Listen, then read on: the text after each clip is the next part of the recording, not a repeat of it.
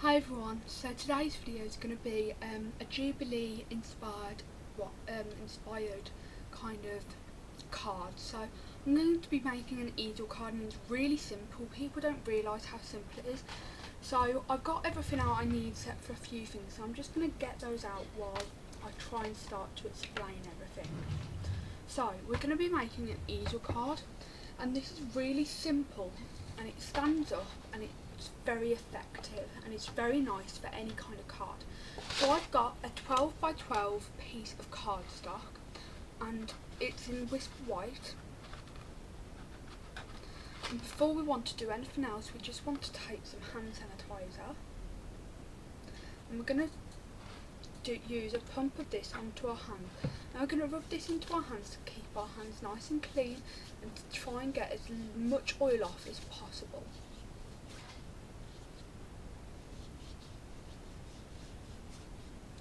Okay, so the card needs to be cut into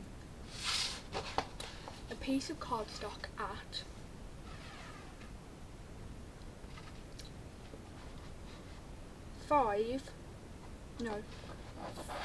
4 by 8 inches. Now, I'm sorry if you don't work in inches. I will try and leave some of the kind of how much you need to do, like the centimetres or whatever you measure in down below, but if I don't, I'm very sorry. So I'm doing 4 by 8. So I'm going to do 4 by 12 to start with, just so that it's easier. And then I'm going to go on to 8. So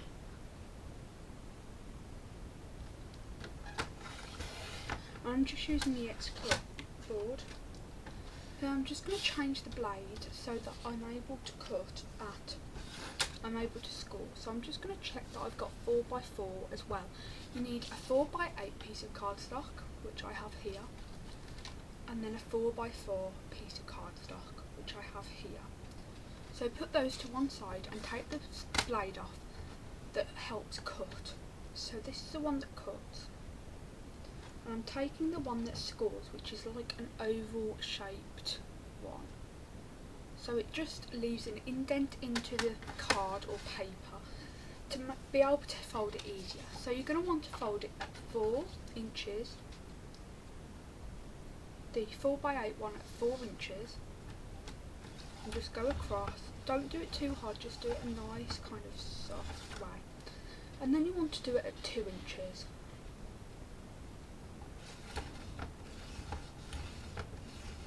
Just very softly, so you get a nice kind of indent.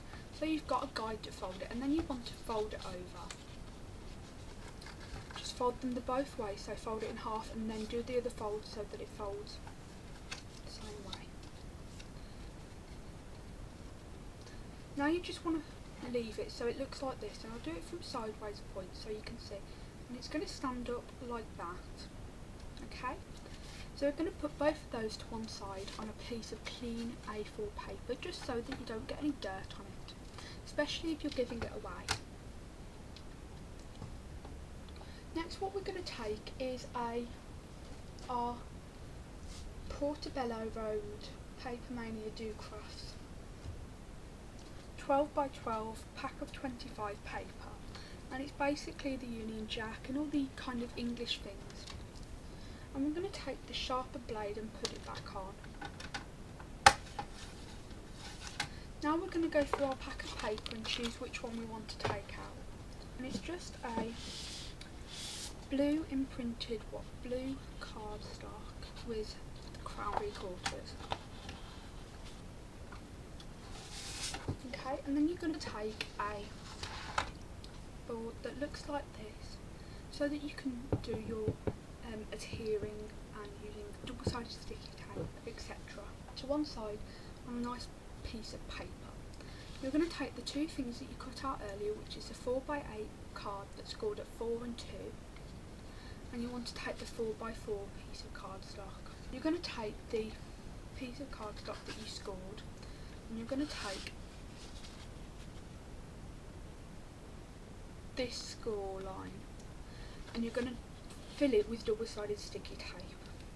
You might want to use scissors because some of the double-sided sticky tapes are really hard to cut because they are so very good sticky tape. So I'm going to now line that up. I'm going to do a load of these because I want to make sure I've got a really good stick to the card so that it doesn't fall apart when it's given out, or whoever you're giving it to, or wherever you're putting it. Sorry about that. Then one last piece, making sure you don't go above the score line.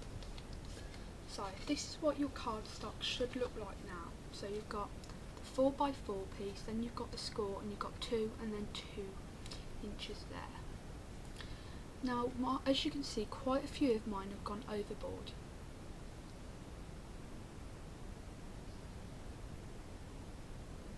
As you can see. So now what I'm going to do is take this double-sided sticky tape backing off. And if I've gone overboard, I'm going to try and show you. It might be a bit hard.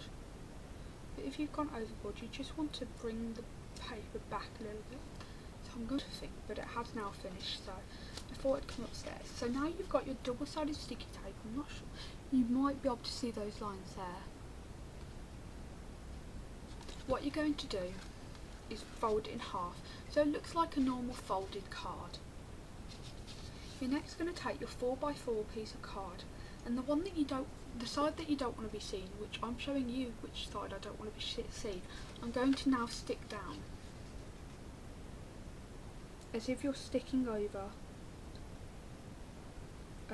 your base of the a normal card.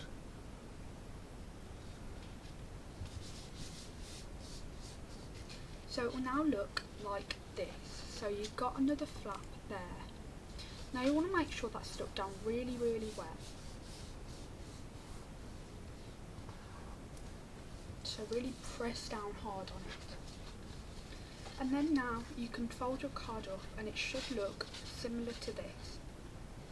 So it's standing up like that and you've got a 4x4. So you've got more of a part where you can put something on the front. Now you're going to go back to your piece of pattern paper that you cut out at 3 3/4 by 3 3/4. And you can see the Queen's jewels are slightly the crown.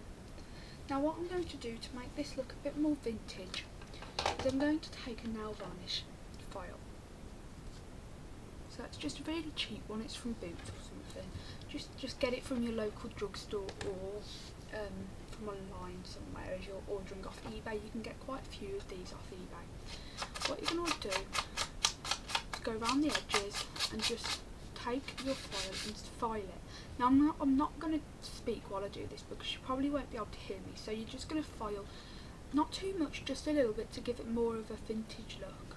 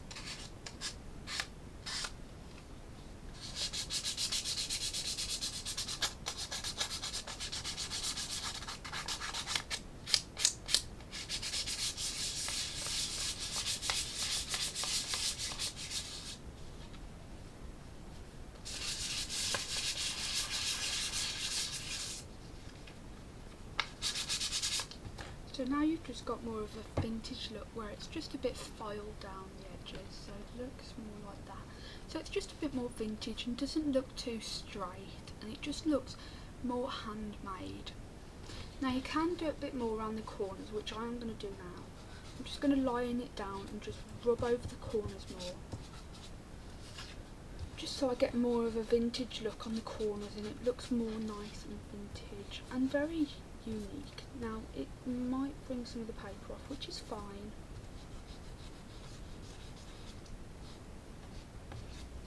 because you can always cover that up with a button. So that's now done. So as you can see, it's really quite vintage. So now you're going to take your piece of card which you stuck on there, and you're just going to lie it flat so it looks like a normal folded card like that. 3 3/4 by 3 3 cardstock. You're going to add some double-sided sticky tape. So I'm just going to do that now on the back of it, the back of the pattern paper, on all 4 corners and maybe a little bit in the middle. So you're just going to peel the backs off that.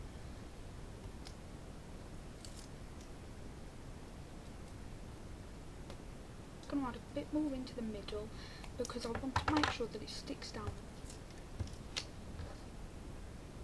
And just do like an X shape, so do another diagonal line up. So you've got something that looks like that, and you can very vaguely, I think, see the double-sided sticky tape. Now you want to make sure you do the crown jewels the right way up, so you'll think I'll be doing it lined up as you can. And just stick that down like so. So it now looks like that. What we're going to do is we're going to do a stamp. So I'm going to get my stamping block and some of the whisper white that we had left over, and also I'm going to take the stamps I'm using, which are the Portobello Road ones, and these are all of those, so very vintage and very much English. So I'm going to decide which one I want to use, especially for the Jubilee. You want something that really represents the Jubilee. So whether that's the Crown Jewels, Big Ben, or whatever. So I'm now going to decide. So as you can see, I have redrawn over that just to make the image stand out a lot better.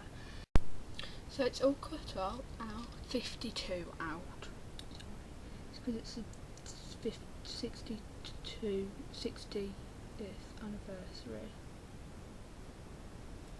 52.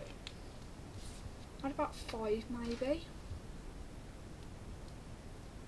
The cereal box that you finished that week, and just put them, and then you're going to place that wherever you feel that you should place it. That's what mine looks like so far. And I think the Union flag should go, yeah, I think it should go there. So I've just literally stuck it on like that, and all I'm going to do is peel that back so that you've got that in straight, like so. So now it looks like this. Next I'm just going to take the one big one in the right hand corner. So I've decided to use the same pattern paper, just purely the fact that I think it'll go better. And I'm going to do this. So what you want to do is take this, and you're going to want to place it down at the end of dots onto the back of the piece of paper. Do about 4 that.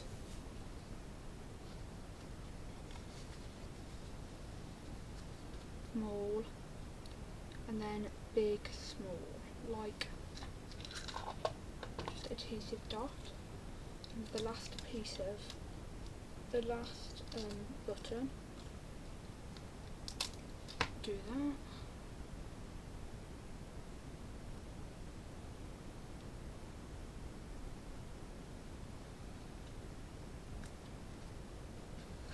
So it should look something like that. Now I'm just going